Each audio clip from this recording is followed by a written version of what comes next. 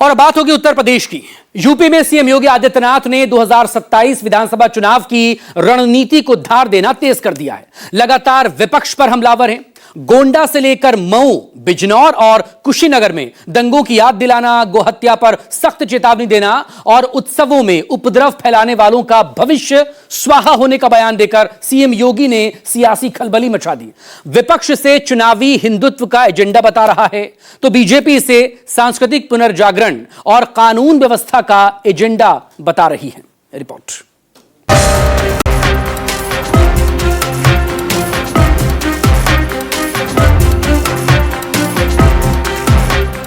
UP में 2027 के चुनाव के लिए सियासी बिसात बिछ गई।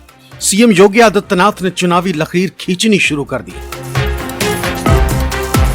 गोंडा से लेकर बिजनौर तक योगी आदित्यनाथ के हालिया बयान इस बात का संकेत दे रहे हैं कि बीजेपी विकास के साथ साथ हिंदुत्व और सांस्कृतिक पहचान के मुद्दों को भी मजबूती से आगे बढ़ाने की तैयारी में।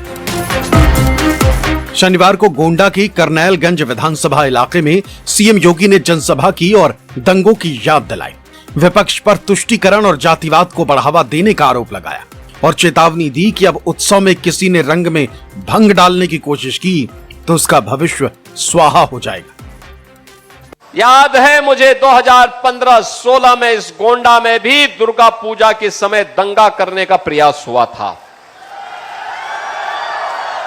यहां भी दंगे हुए थे। मां दुर्गा की मूर्ति को विसर्जन नहीं करने दिया जाता था। रामलीलाओं के आयोजन में अड़चनें डाली जाती थी। पर्व और त्योहार प्रारंभ होने के पहले, उत्सव प्रारंभ होने के पहले उपद्रव शुरू हो जाते थे। बेटी सुरक्षित नहीं, व्यापारी सुरक्षित नहीं और सत्ता में बैठे हुए लोग 2017 के पहले इन दंगाइयों को, इन पेशेवर गुंडों को प्रश्रय देते थे, इनके सामने नतमस्तक होते थे। प्रदेश में कर्फ्यू रहता था। पर्व और त्योहारों में कोई व्यवधान नहीं डाल सकता है। उत्सव के रंग में किसी ने भंग करने का काम किया तो फिर वर्तमान तो जाएगा ही जाएगा, भविष्य भी स्वाहा हो जाएगा। आजादी के बाद जो अपेक्षित विकास जनपद गोंडा का होना चाहिए था, वह बहनों और भाइयों, वह विकास तुष्टीकरण की भेंट चढ़ गया, अराजकता की भेंट चढ़ गया, भाई भतीजेवाद और जातिवाद की भेंट चढ़ गया और उसी का खामियाजा गोंडा जनपद को भुगतना पड़ा। एक तरफ मुख्यमंत्री योगी आदित्यनाथ अपराध और माफिया पर की गई कार्रवाई को सरकार की बड़ी उपलब्धि के तौर पर पेश कर रहे हैं तो वहीं दूसरी तरफ पिछली सरकारों की कमियों और जातिवाद जैसे मुद्दों को भी धार दे रहे हैं। संकेत साफ है कि योगी आदित्यनाथ कानून व्यवस्था, जातिवाद और विकास जैसे मुद्दों को मुख्य आधार बनाकर साल 2027 में होने वाले विधानसभा चुनाव की सियासी पिच को तैयार करने में जुटे हुए हैं। इससे पहले सीएम योगी आदित्यनाथ ने मऊ में भी 2005 के दंगों का जिक्र करते हुए विपक्ष पर हमला बोला था, जबकि बिजनौर में गौहत्या को लेकर सख्त संदेश दिया। कहा कि अगर किसी ने गौमाता के साथ कोई हिमाकत की तो उसका परिणाम पीढ़ियां याद रखेंगी। रामनवमी, जन्माष्टमी, शिवरात्रि तो उसको नहीं होने दिया जाता था। छुरेबाजी ये स्वीकार्य नहीं और कतई स्वीकार्य नहीं होगा। अगर कोई अपनी नालायक औलाद को समझा नहीं पा रहा है तो समझो कि गलती कर रहा है, गलती कर रहा है। सीएम योगी ने कुशीनगर में फाजिल नगर का नाम बदलकर पावागढ़ करने का ऐलान कर दिया।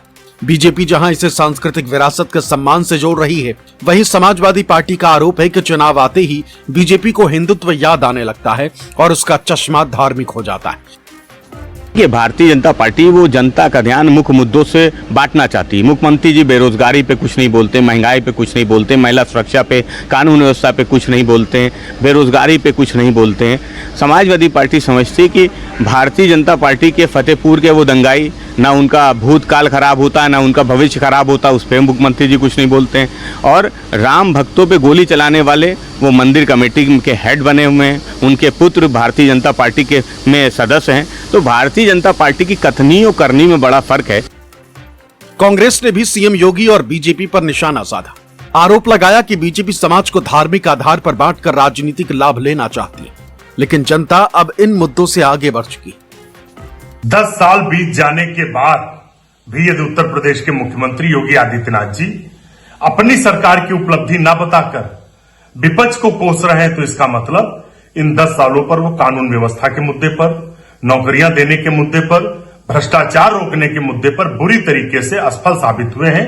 उनकी सरकार हर मोर्चे पर फेल हो गई है।